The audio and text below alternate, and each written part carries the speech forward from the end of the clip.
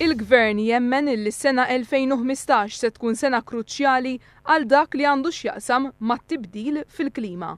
Se tkun sena fejn is-summit li se jsir f'Pariġi ser ikun qiegħed jindika t-triq illi dan il-qasam se jkun qed jieħu għal ġejjieni.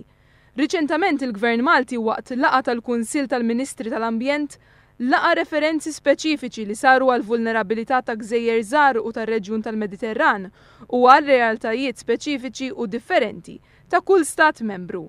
Dawn ir-referenzi għandhom jittieħdu in konsiderazzjoni f'inizjattivi għall-adattament tat-tibdil fil-klima. F'laqa li kellu mal-ogħla uffiċjali tal-Assoċjazzjoni tal-Iżviluppaturi Maltin fuq talba tagħhom stess, il-Ministru għall-Iżvilupp Sostenibbli, l-Ambjent u t-Tibdil fil-Klima Leo Brincat qal li l-għanijiet u l-miri tal-Gvern huma l-istess miri imniżla fil-manifest elettorali. Il-Ministru Leo Brincat jgħid li sakemm l-iżvilupp u l-ambjent jaħdmu jitfit, il-kwalità tal-ħajja tal-poplu Malti u Awċi tissaħħaħ u mhux tiddajjef.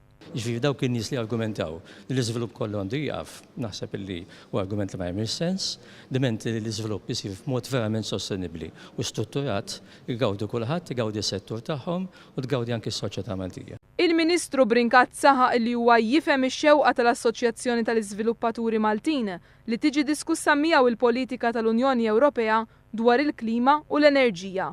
Kompla jgħid li biex dan jirnexxi hemm bżonn impenn min-naħa tal-Gvern illi jkun hemm ħidma bejn il-Ministeri kollha involuti. Il-Ministru Brincat talab l-Assoċjazzjoni biex tilqa' l-istedina u tagħti l-idejat tagħha għall-issue paper illi ħarġet aktar kmieni din il-ġimgħa dwar it-tfassil tal-pjan għall-immaniġġjar sostenibbli tal-iskart illi pajjiżna għandu jressaq quddiem l-Unjoni Ewropea sa tmiem din is-sena.